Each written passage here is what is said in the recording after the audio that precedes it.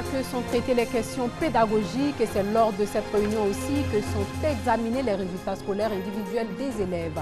Nous ferons un gros plan sur cette réunion des enseignants dans une poignée de minutes. Le pont de Bétier est presque achevé. Cette infrastructure va améliorer les liens ruraux-urbains dans la région à fort potentiel agricole pour accroître la production. Ce pont mesure 189 mètres. C'est le 8 juin 1992 que Amadou Toumani Touré, alors président du comité de transition pour le salut du peuple, remet après une transition le pouvoir à Alpha Oumar Konaré, vainqueur de l'élection présidentielle. Madame, Monsieur, bonsoir. Les épreuves orales du BEPC se poursuivent. Elles vont se dérouler jusqu'au samedi 10 juin. 355 273 candidats sont concernés. Les épreuves écrites du BEPC, elles sont prévues pour le 12 juin prochain, c'est-à-dire le lundi prochain. 22 542 autres candidats subiront le test d'orientation en seconde. Ils s'ajouteront aux 355 273 candidats. Nous sommes en fin d'année scolaire et c'est ce moment que choisissent les établissements scolaires pour organiser des conseils de classe. Lors de cette rencontre, les enseignants dressent un bilan périodique de chaque élève. Juliette Ouya revient d'un établissement scolaire où s'est tenu un conseil de classe. L'année académique 2016-2017 est pratiquement à son terme en Côte d'Ivoire. Pendant que certains enseignants s'activent dans la correction ou la surveillance des examens de fin d'année, d'autres continuent à animer la vie scolaire dans leurs établissements. La preuve, un conseil de classe se tient ce jeudi matin dans cette école primaire privée de la commune de Cocody. Le directeur de l'institution préside la séance devant une quinzaine d'instituteurs. Environ 3 heures d'horloge pour examiner avec minutie les résultats obtenus par chacun des 369 apprenants inscrits dans cet établissement. Le bilan est largement positif dans la mesure où les pourcentages d'admission en classe supérieure excèdent 95%, voire même 100% dans certaines classes. Au niveau du préscolaire, un seul enfant sur les 90 élèves, il y a une seule qui est recalée. En principe, au préscolaire, il n'y a pas de redoublement, mais l'enfant présente des insuffisances, elle a des problèmes psychomoteurs. Donc, on a décidé de façon collégiale, en conseil, que l'enfant soit orienté vers d'autres structures plus appropriées pour son état. Au niveau du primaire, on a 279 élèves. Sur les 279, il y a 5 qui sont recalés. Donc, 274 qui passent en classe supérieure. Des cas particuliers ont également fait réfléchir l'Assemblée. Un enfant du cours préparatoire deuxième année qui ne sait pas lire ou un autre qui présente un handicap au niveau de la main et n'arrive pas à écrire. Pour cette année scolaire 2016-2017, aucun blâme, ni avertissement de travail, ni d'exclusion. Le conseil de classe a aussi fait des propositions pour améliorer la prochaine rentrée 2017-2018. Au titre des actions à mener en vue d'améliorer les résultats dans les années futures, nous proposerons aux parents de faire suivre les enfants pendant les vacances, le temps de repos des élèves. À noter que dans l'enseignement primaire et même dans le secondaire, le conseil de classe se tient 3 fois par an, notamment à la fin de chaque trimestre. Et puis les élèves des lycées et collèges de Soubré dans le sud-ouest du pays s'impliquent dans la protection de l'environnement. Ils participent à un concours pour apporter leur pierre à l'édifice et c'est le lycée moderne Charles Bouza d'Envahi qui a remporté la compétition. Le reportage de Eugène Atoubé.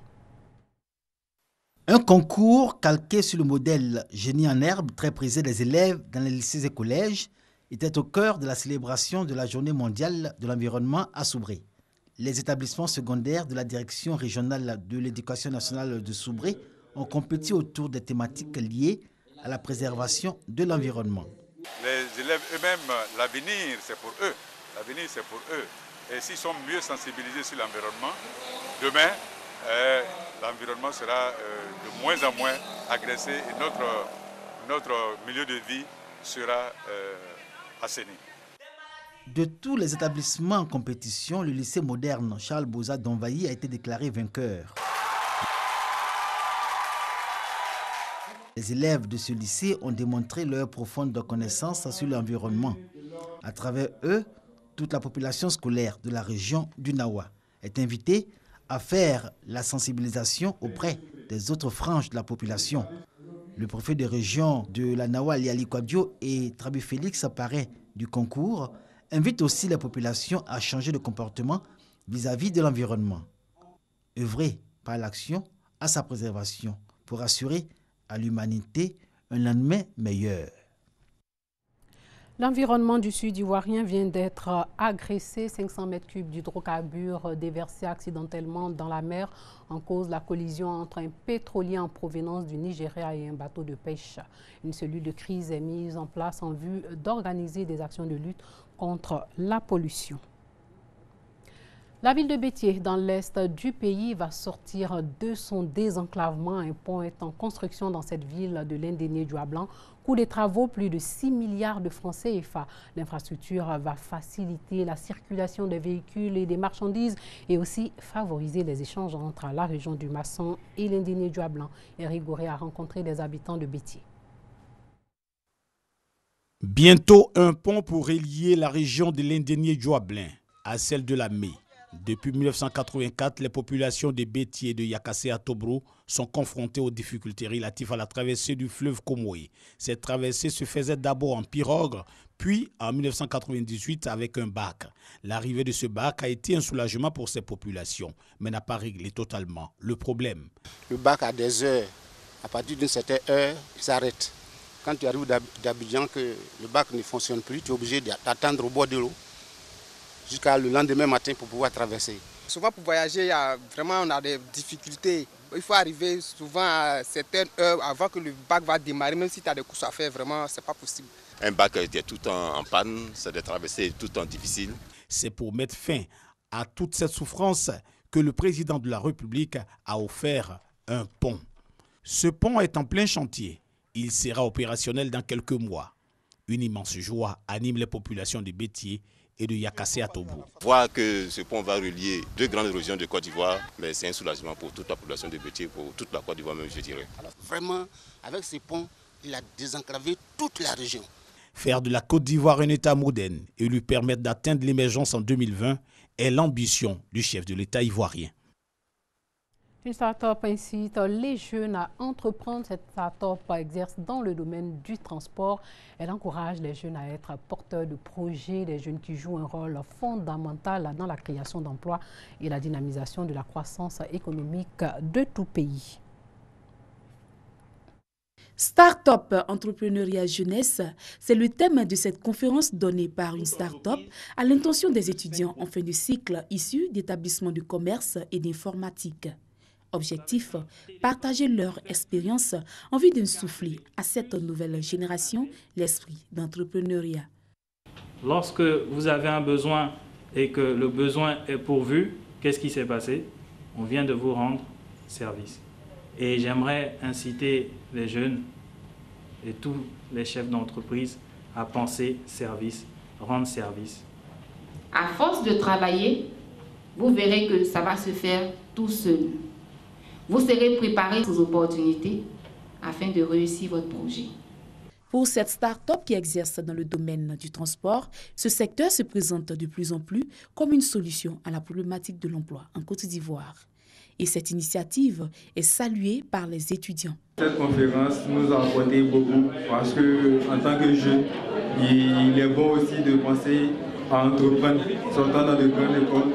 C'est pas aussi évident de s'asseoir et puis chercher à tendre la main. Il faut trouver des idées et chercher aussi à s'insérer dans la société actuelle. Cette initiative aussi est vraiment la bienvenue parce qu'elle m'a permis aussi de voir comment entreprendre et tout ça. Le secteur du numérique et des nouvelles technologies en Côte d'Ivoire est en forte croissance, 7 à 8% par an. Il contribue au PIB à hauteur de 7% et représente 13% des recettes fiscales et parafiscales. Parlons santé, le service de pédiatrie du CHU de Bouaké a reçu du matériel de soins de la Jeune Chambre internationale, une organisation caritative et de bénévoles qui veut redonner le sourire à ses enfants et faciliter leurs soins. Le reportage de Charles Tatou de RTI Bouaké.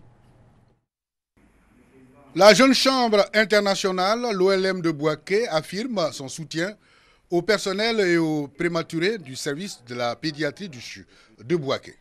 Cette organisation d'utilité publique a fait don d'un lot de matériel de soins d'une valeur de plus de 500 000 francs CFA.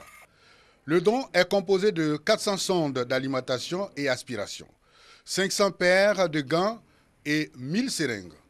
Pour le président de l'OLM de Bouaké, ce geste rentre dans la droite ligne du plan d'action sociale de sa structure.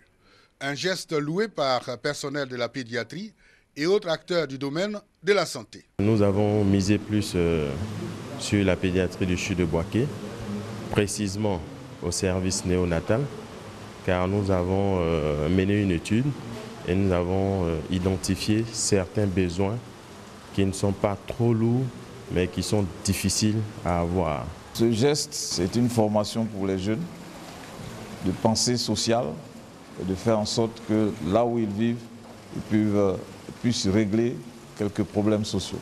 Une visite guidée de la pouponnière du CHU de Bouaké a ponctué la cérémonie. Hors de chez nous, en Afrique du Sud, 9 personnes, dont un enfant de 3 ans, sont mortes dans la province du Cap-Occidental après le passage d'une tempête dont les vents ont attisé des incendies provoquant l'évacuation de plus de 10 000 habitants. Et puis au Royaume-Uni, plus de 47 millions de Britanniques appelés à voter pour des élections législatives anticipées aujourd'hui.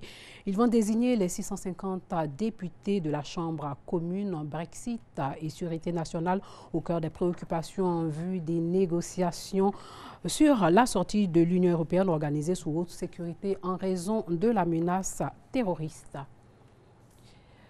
Et puis en Irak, une radio plébiscitée par les jeunes de la deuxième ville d'Irak, d'Al-Rad Star, la quête de pépites dans les décombres de Mossoul. C'est en apparence un radio-crochet comme il en existe partout, mais l'émission entend libérer la voix et le talent des jeunes irakiens de Mossoul.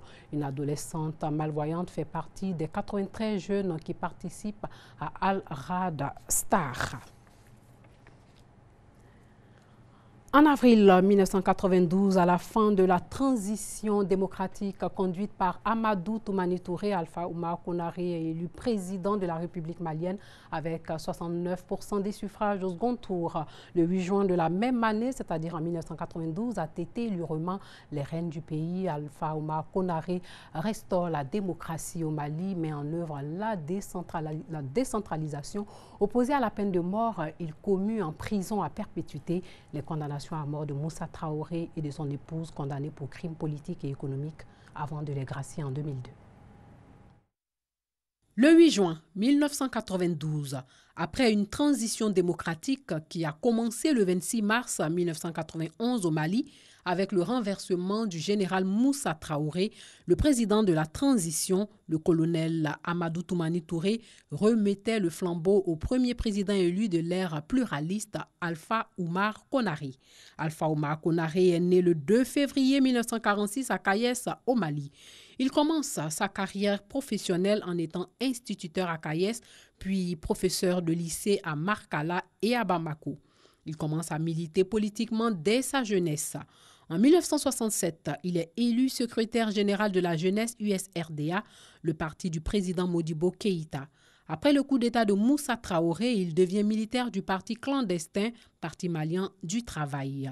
En 1978, croyant à la volonté d'ouverture de Moussa Traoré, il accepte de devenir son ministre de la jeunesse, des sports, des arts et de la culture. Il démissionne en 1980. Son action a été marquée par la formation des cadres et l'organisation du sport au Mali. En 1990, Alpha Oumar Konaré participe à la création de l'association Alliance pour la démocratie au Mali, qu'il contribue à transformer en parti politique en fondant l'Alliance pour la démocratie au Mali, parti africain pour la solidarité et la justice. Alpha Oumar Konaré en est le premier président et le délégué à la conférence nationale du Mali en 1991, après la chute de Moussa Traoré. En avril 1992, à la fin de la transition démocratique conduite par Amadou Toumani Touré, Alpha Oumar Konaré est élu président de la République avec 69,01 des suffrages au second tour contre Thieoulé Mamadou Konaté. Au plan national, son action est marquée par la restauration de la démocratie au Mali, malgré les difficultés de la tenue des élections générales en 1997. Le règlement du conflit avec les Touaregs, la mise en œuvre de la décentralisation. Mais les difficultés économiques demeurent ainsi que la corruption. Alpha Oumar Konaré a œuvré pour la paix sur le continent et l'intégration régionale. En 2002, conformément à la Constitution qui limite le nombre de mandats présidentiels à 2, Amadou Toumani Touré succède à Alpha Oumar Konaré. Pour ce soir, merci de nous avoir suivis et surtout portez-vous bien.